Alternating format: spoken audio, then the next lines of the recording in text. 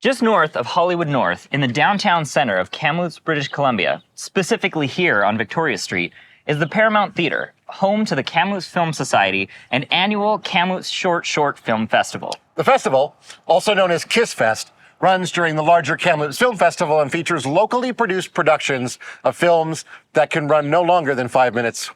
It's a great way to support local filmmakers by giving them a venue to screen their films, along with cash prizes to encourage them to continue to pursue their filmmaking dreams. My name's Todd Sullivan. And I'm Carlos Sia. Today, I'm sitting down with Dushan Magdalene, the executive director of the Kamloops Film Society, who will talk to us about the history of the festival, as well as the impact it has had on the young and emerging filmmakers who call it home. Just north of Hollywood North.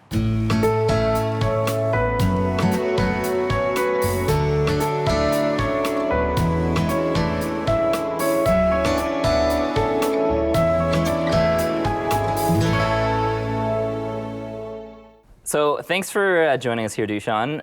This is kind of a really cool setting that we're in, the Paramount Theatre downtown. So just to start off, can you tell us about the Kiss Fest and how it started? Well, I wasn't around. I wasn't one of the founding members, but as far as I remember, John Fulton had the idea to want to support some filmmakers. I mean, he's always kind of done that ad hoc anyway, and that it would be really fun to have a little festival of kind of short films and give away some prizes and that sort of thing. And so it bloomed, and it used to be in its own time slot later in the spring than the festival. But a few years back, we thought, hey, this will elevate the festival because it'll have something else going on, and elevate Kiss Fest because now it'll have the marketing of the festival and kind of the busiest time of year for us to have people notice it. Okay, so it kind of like married the two together to make it and that super seemed to fest. really sort of take off, and we started getting more submissions, and people started noticing it more, and it was really fun. And then we started doing the thing where the winners from the previous year, we would play ahead of films at the following festival, the feature films, so people got, their films got a second life there as well. Oh, that's cool. Mm-hmm. So what would you say is the goal of Kiss Fest and why you keep doing this?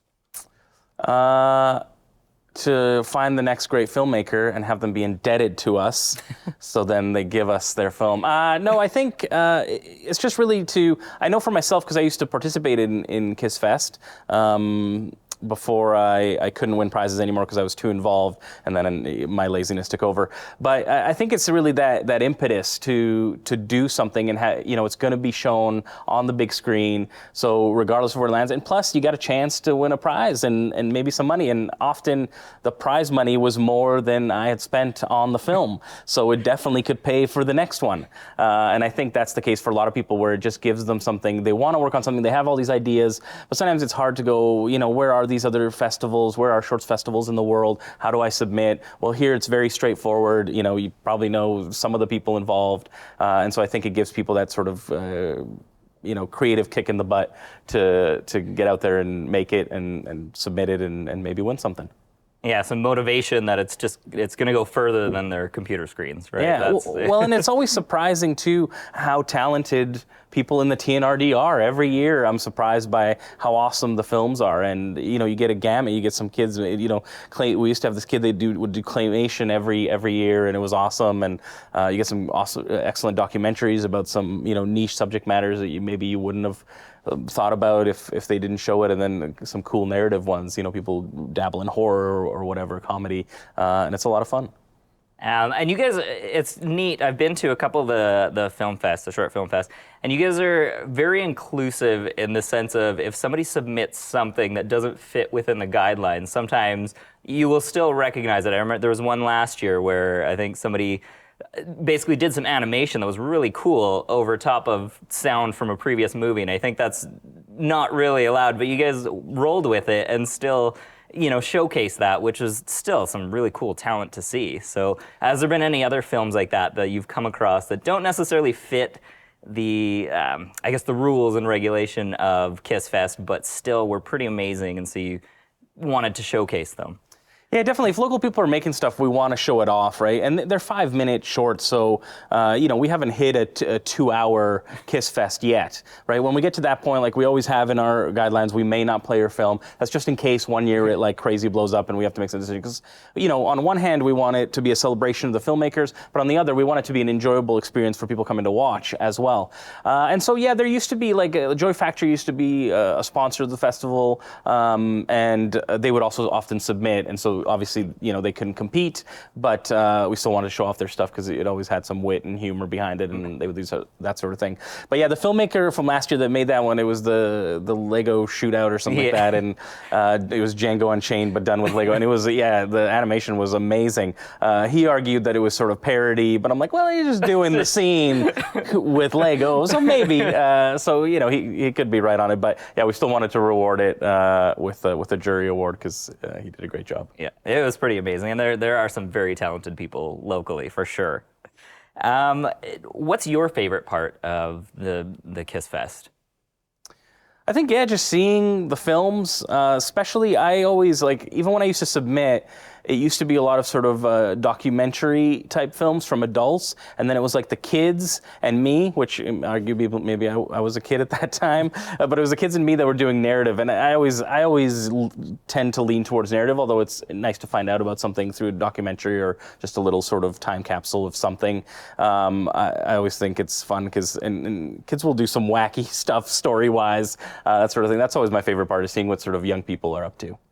Now, speaking of young people, do you go out and kind of promote this in the school district in town and try and get some of the younger students interested in the film process or anything? Yeah, we do a bit of that. We could, for KISS in general, we probably could do an overall better job in getting the word out. And we do reach out to the schools and try and let them know. And some years, it usually helps when a teacher kind of takes it on and gets it to their students. And then we see from this school, we got 6 submissions or something like that. So that always helps because, like I said, I enjoy what the young people do often. So yeah, we could do a better job, but we do a little bit, and we definitely want those sorts of emerging filmmakers to be getting in there. But now we have the 2 streams, so even people that have been around for a while that maybe want to strut their stuff, or they've made something and need another play. They've entered in some other festivals and want a different one. We want to celebrate that as well because we're starting to, because when we first started, it was basically everyone was amateur that was submitting. And then slowly we started to see, well, some of these people actually have quite a bit of experience, and now it doesn't seem super fair when this person's picking up their phone to film something for the first time, and somebody, has got some equipment and has been on some sets and whatever. So that's why we kind of split it up into the 2 streams now. Yeah, and I guess that would be, one of the things is that now that the film industry in town is growing, we're seeing more people that have access to better equipment. So that's really cool. When did you start doing those 2 streams of? That was just this year. This was the first year of the 2 streams, and then we're going to continue it on that route ongoing. Because it's really cool that the Kamloops film industry is kicking off, and hopefully next year's film festival will be opening with a Kamloops-made film. That's the hope. Oh, cool. A little spoiler, teaser. Yeah, teaser. So why do you think this type of festival is important to have in the community? I think, again, the celebration, sometimes film doesn't get in our opinion, mine and the board's opinion, sometimes film doesn't get the respect as an art form.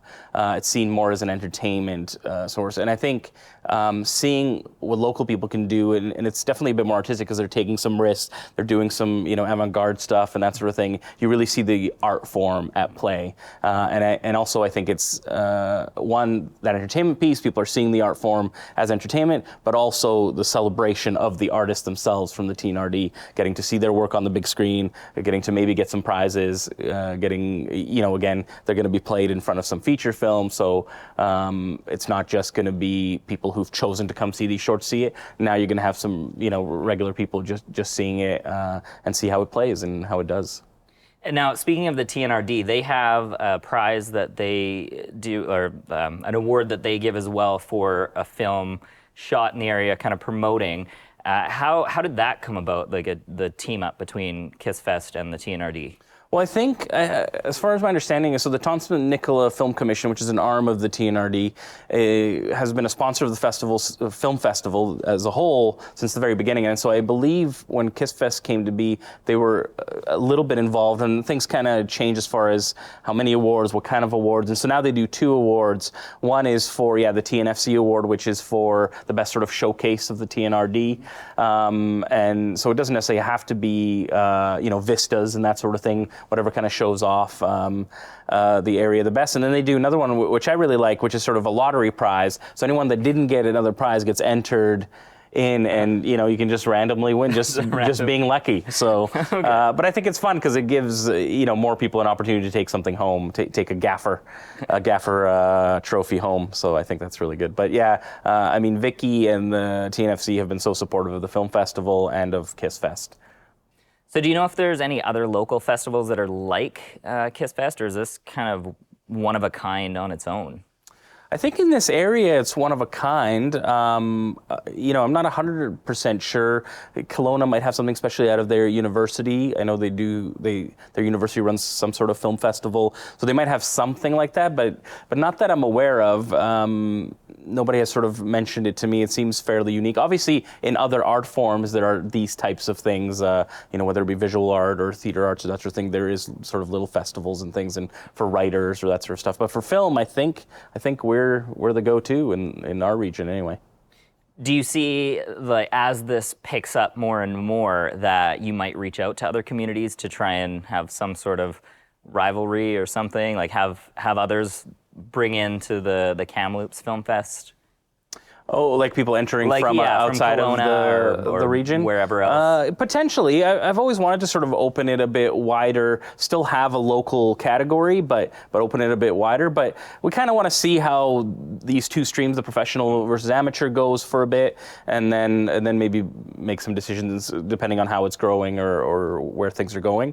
Because I know for John, as one of the founders, he really always wanted to keep it local when I was saying, let's open it up. And there is definitely some value to that, and there's always going to be a local component to it, but who knows, down the road we might, or other communities might want to do something similar, and so we'll just help them sort of go, hey, here's some things we learned, here's how we do things, and maybe they'll set up kind of their own.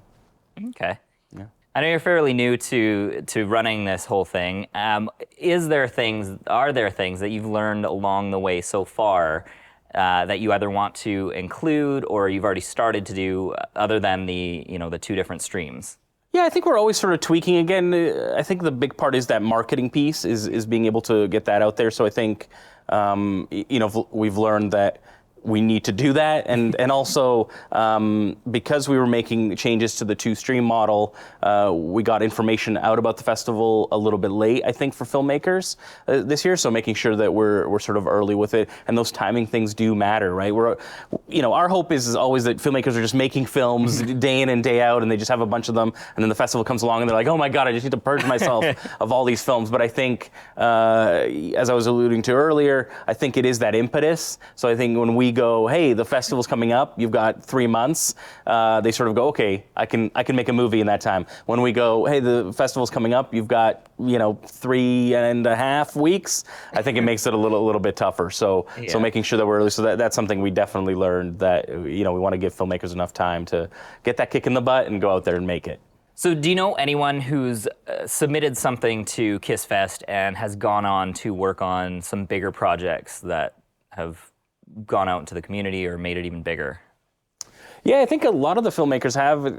The sort of poster child for Kiss Fest, in my opinion, is Cora Vanderlip, because she started as a teenager, entering in sort of the youth category, and has grown into a great filmmaker in her own right, and she's working on lots of different stuff, and so that's a real cool success story for Kiss Fest. Not that obviously it's her own talents that have taken her, but I think Kiss Fest did help give her something to submit to every year, and and hopefully had some tiny part to play in where she is now. Is there anything that you hope to see added to Kiss Fest in the future as it continues to grow? That's a good question. I mean, just I would love to see more films, and so then that would allow more categories. Like we've started to see more music videos lately. It would be neat for us to get enough films that maybe music videos have their own category within Kiss Fest, and obviously it makes sense because with the 5-minute time limit, music videos fit right in. So that sort of thing, and then maybe starting to get enough youth submissions that youth have their own completely own category, and that sort of thing. Just starting to open up, and maybe getting some more sponsors into Kiss Fest, and maybe they have some things that they want to kind of focus on, and that'd be kind of neat having some unique kind of prizes in there as well. So, aside from Kiss Fest, you do have another role in the film side of Kamloops. You also run the nonprofit, the Kamloops Film Society, and you have, as I pointed out, we're in a theater. You run this theater. Are there any Okay, first of all, tell us a bit about that role. Yeah, it's been really exciting. So since 2019, the Kelson Group bought the Paramount Theater from Landmark, and then they were already in talks with us to run it still as a movie theater, which we were excited to do. We had to prove ourselves a little bit, show some financials and that sort of thing, but we were able to do that, and we stepped into it. So it was great for me personally. I left a different job and came in to work at a movie theater full time, which if I had told little me in Slovakia that was going to happen one day, would have blown his little mind.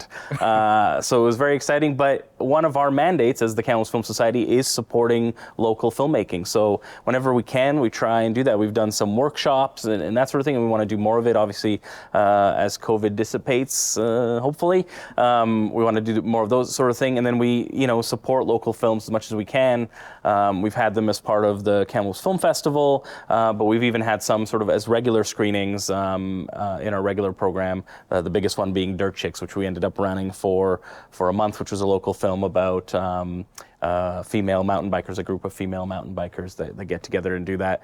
And it's gone on to win awards, I think internationally, actually. Oh, wow. But it kind of started here is where it got sort of a big play, and it was awesome for us because people were coming out to see it. And I think it was great for the community because it was like, how often, where else were you going to see that film on the big screen? Of course, here in Kamloops, yeah. Oh, wow. That's really cool. Are there any other locally filmed productions that you've had come through here? I know we've had some big shows that are filmed here. I don't know if those have made their way through here. Yeah, some of those I think have been too big to make it to our theater. They've obviously played at the Cineplex, which is also great, as long as people have a chance to see themselves on the big screen. But definitely, as more is happening, we're starting to see some of those different levels. I know CJ Boscader's company. They've been producing some films locally. We'd love to show some of those. They have certain TV deals that they have to kind of work through before they're able to come to a movie theater. But when you watch the trailers for those films, they're like very Kamloops. They're not like, oh, this one scene was shot in Kamloops. The whole thing has been shot, and that's really exciting. That hasn't really happened before. And then we're also in conversation with Ken Hegan on his film about trying to bring that in and have that play here because lots of people worked on it. A lot of it was shot in this area. So I think my hope is that there's just going to be more and more of that. And we're as the Film Society, we're very excited to get behind those films because one, it's great to get people into the theater and people love local content. But we also want to celebrate those sorts of films and show them off. And so yeah, we've had I think a couple of years ago we had a film. It was a really sort of small budget film that a guy I think made mostly on his own with a drone and then just him going out and shooting some shots. 6 Days in December, I think that was called. And we played that one because we're always, the plan for the film festival is to show that next level of films that you wouldn't otherwise get to see, that next best. But, there's always some gray area in there, and we always give, if something's from Canada, we give it a second look. If something's from BC, we give that a third look. If something's from, the region, a fourth look, and if it's from Kamloops, we're going to give it a fifth look. So, as the closer to home that something is made, the better odds it gets. And I think that's as it should be, right? Because we want to be supporting local talent. And my hope is that we start to get more and more of those films and, KISS entrants start making huge films and coming and premiering them here. That would be awesome and super exciting for us. Are you seeing any of the impact from these local productions that are starting to build up here? Are people approaching you more to want to have a screening here? Are Are you hearing anything about? A little bit of that, although that's always sort of existed when someone's working on something. We're the first ones to approach because, Cineplex, you're going through some corporate paperwork online and trying to get. Whereas here, you phone, you either get me or Emily, so you get the number one or the number two at the company to discuss whether you want your film here or not. So we've always sort of had that, but I think we're going to get more of it, and I think we're going to have more us going, hey, we want to show your film because it was shot locally, the way we're doing with pursuing CJ, or the conversations we're having with Ken. Although I think he intended to at some point have that chat also, but we were definitely like, hey, we're keen, keep us in mind, so we want to kind of stay on his radar as somewhere to play it. It is neat that you're very community focused with what you're doing with the society and with KissFest. Now you mentioned Ken. He is doing a like a panel thing at KissFest this year, and you mentioned that you've done them before. What sort of things do you like? What's your goal with those panels in for the community? Yeah, I mean, depending on which one, with the sort of making movies in Kamloops panel, the idea was to sort of give the gamut. Now that more is happening, how can people get involved on sort of lower level, like being a PA or something like that?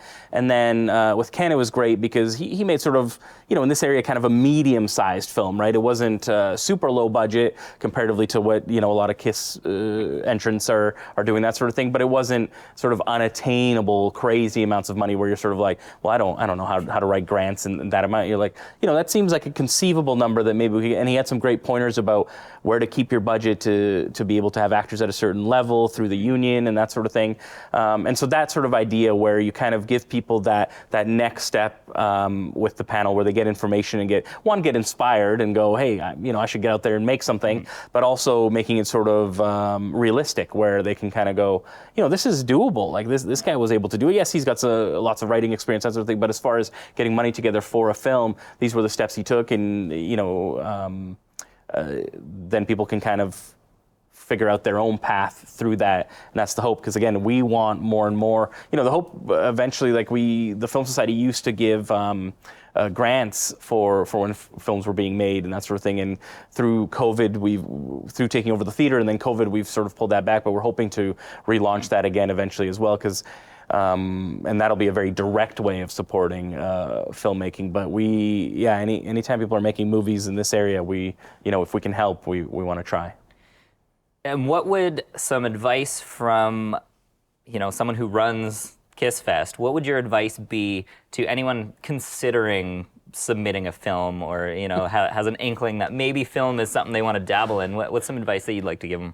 I think the biggest advice is just do it. Just go and do it. There's pretty good free software, or someone will let you use software. Talk to some people that have already maybe made films. Like if you came to KISS and you saw some films and you saw some of the people, make some contact. If you need the Film Society to be the middle person to see if someone's willing to talk to you. But most filmmakers are pretty game to help out anybody else coming up because they know they were there and so they want to help as well. But I think the biggest thing is just do it. I think you can find all the excuses in the world not to make your film. Oh, I'm busy with this, and this is going to take too much time, whatever. And I get it, I understand, but I think if you do it, even when it doesn't go superbly well, and you have to make a ton of concessions to bring it over the finish line, you learn so much every time, and it's rewarding in its own way anyway. So even if you're like the final product, you're like, I would have changed basically everything. You still, I think, learn a lot, and then it inspires you for that next one and that next one, and then it's kind of snowballing and going, and now you've made 10 of them, and now you feel comfortable, and maybe you've gotten a better piece of equipment, and that's sort of how it rolls. But you gotta make that first one. And now, speaking of kind of talking to other filmmakers, have you ever seen like a collaboration with some people who have submitted their own individual things, and then years later they've teamed up somehow and come up with some pretty amazing things? Like, is that common?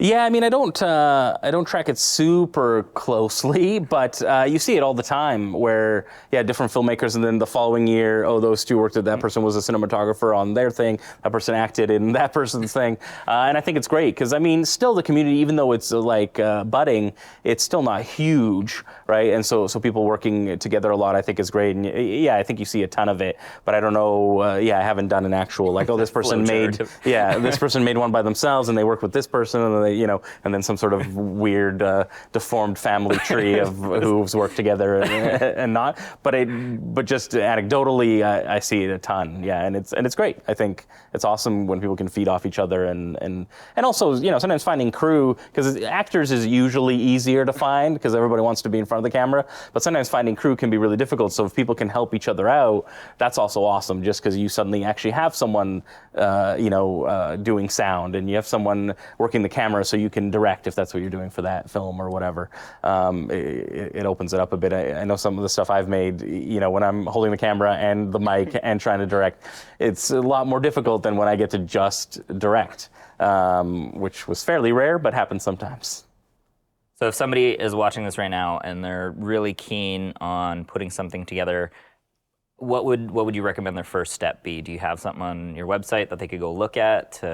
Yeah, we do have access to some resources on our website, but obviously, just get on the Google machine, and there's great resources out there, YouTube videos, that sort of thing. And even with your phone now, you can make a pretty awesome film. So I think, don't worry about not having all the pieces in place.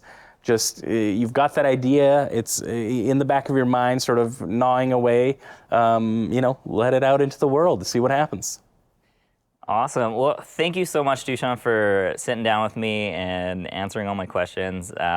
You're doing an amazing job with KissFest, and I'm looking forward to seeing where things go, and how many more submissions you get, and how many more feature films come out of the people that are submitting. So, thanks again for joining me here. Thanks for having me. Yeah, and I look forward to see where things go too.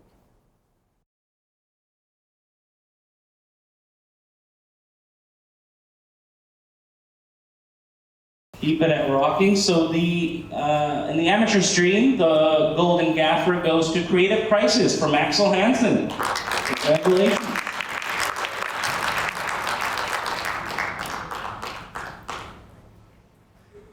Packing out the hardware.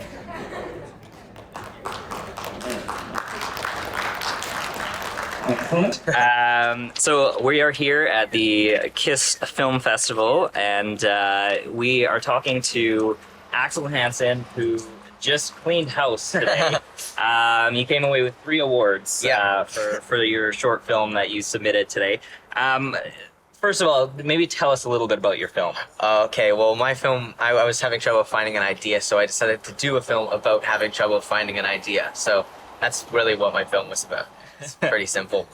All right. And is this your first film that you've entered into KissFest? No, I actually did one last year. It was called Alienated. It was just one I filmed alone in the forest. It was pretty standard. Yeah. Okay, and I think I saw an interview where, you did everything by yourself, like setting up the camera and doing that. So, yeah. For sure, yeah. And was that kind of same process in this one, or did you involve more? Okay. For sure. Wow, Yeah. so you're getting really good with just doing things on your own. Yeah. So what inspired you to get into filmmaking in general? Actually, it was a long time ago. I read the Harry Potter books, and I hadn't really watched a lot of movies before that. And it was crazy to see how they could bring like a story to life using filmmaking and make it so real. And that's kind of what got me into filmmaking. I was just happy to do anything with filmmaking from that point on. Yeah. Nice. So outside of the independent shorts that you've done, what other films have you taken on, or have you done any other film work? Well, I've done a lot of short films on my own. I've done some with a director down in Salmon Arm named Max Beckner. He's pretty cool. He does some independent films down there. So I've done a couple of those, and that's pretty much it for my film exposure so far. Okay, so you're just fresh, getting into it. Exactly. Yeah. Do you see yourself continuing on down this filmmaking process? I want to become a filmmaker. That's the only thing I've ever wanted to do. So I do see myself continuing down that road. Yeah. Okay, awesome. Yeah. What advice, I guess, for somebody who's watching this, who's maybe thinking about getting into it, what advice would you have as an amateur filmmaker this is your passion, this is where you want to go? What would you tell them? Well, I don't know if I'm qualified to give advice yet, but I would say just make movies. Just go out and try to make movies, because there's not really anything stopping you. So why not? That's probably what I would say to other filmmakers. Some good advice. Do you have any like special equipment, or because you're starting out, you're just working with what you have? Like what Yeah. are you using right now? I guess. I used to work with just my phone and a little app called Filmic Pro, which is just like something that helps you film better on a phone. But now I have a Blackmagic cinema camera, which is the cheapest, probably most cost-effective way to drastically improve your filmmaking. So yeah, that's what I have. Okay, and take us through the process, I guess, of coming up with an idea for your films that you've done so far to watching it on the screen. Like what happens in your life when you're making these films? Well, honestly, for this festival specifically, I usually just come up with it like 2 or 3 days before the deadline, and I have to like grind. So I was up until like 4:30 in the morning editing that last one, and I actually deleted half the clips. So the next day I skipped school and reshot everything, and re-edited it till like 4:30. So it was a bit of a grind. Yeah. Oh my gosh, I love it. Should we be cutting that skip school part? Do they know? Is that okay? I don't know. I think we said I had an appointment. Oh, okay, So- all right. This will come out in the future. It's all good. Yeah. Wow, so you really push yourself on that. Yeah, for sure. Holy. And was that the same thing? Well, I guess your last one was a little bit more detailed, so I'm assuming you had It put a was. little bit more thought into that one. Actually, I filmed it about 6 hours before the deadline. So I didn't even have an idea before. My mom was like, hey, there's this film festival. Why don't you try out? So I just went to the forest and I shot a bunch of shots and put it together and sent it off. So that was Oh my about it for that gosh, so one. you're cleaning house with your last minute deadline projects. Imagine what you could do, if you actually put some pen to paper. Yeah. And wow, Yeah. you definitely have a gift. That's Thank you. amazing. That's awesome. Thank you. So you came out with the Kamloops Arts Council Award. Right. You took home the audience award for amateur filmmaker, and you also what was the other one that you came out? Oh, with the gold in the amateur yeah. section. So wow, that's awesome. Congratulations. Thank you so much. So are you gonna wait until 6 hours before next year's deadline to come up with something, or are you already percolating some ideas? I'm probably gonna do it a little earlier because I was really feeling the stress on this one. So yeah, I'll probably do a little bit more preparation. But I'm really excited for next year. For sure. Yeah. And I noticed at the beginning of your films, you have a couple of different things. I think was it Cousins Yeah, production? Cousins. So where did those come from? Oh, well, so the first film I ever made was with my cousins a long time ago, and it was awful. But it was really fun to make. So we made our own little production company, and we did the little Jumping Man logo and stuff like that. So we were pretty excited about that. So I just put that at the start of my movies. Yeah, and then the Bexon is with down at the Salmon Arm. He helps out with some of the stuff. So yeah, that's what those are. Awesome. Well, thank you so much for letting us interview you, and Thank you for talking to me. congratulations. Yeah. So Axel Hansen, we're looking forward to seeing what you come out with next year. All right. Yeah. Okay. And frame. Action. Just north of Hollywood North, in the downtown center of Kamloops, British Columbia, specifically here on Victoria Street, is the Paramount Theater. Okay, reset. Oh my god. Wow. Okay, you mentioned two streams. What are you talking about? Two streams. Sorry, let me rephrase that. That sounded too stupid. So the two. Okay, stop. We're getting serious here. Todd's gonna have fun editing this one. Yeah. Stop saying we're getting serious here. Snickers for the quarter. And by oh fuck. So I'm not gonna let you go. That was me, the last minute filmmaker Yeah. this year. 3.5 Yeah, but it was all Same with last minute Axel, because we got too, the yeah. info out. So they, and of course you But no, played it and your movie was great. everyone, so it's like, but everyone knows it's a thing. Everyone knows it's a thing. too many expectations. I do this so last minute. You gotta temper it a little. I know what you're up to though, and I told you. I do the same thing. Well, I don't know about this one, but I'm like, I fucking put all my heart and soul into it.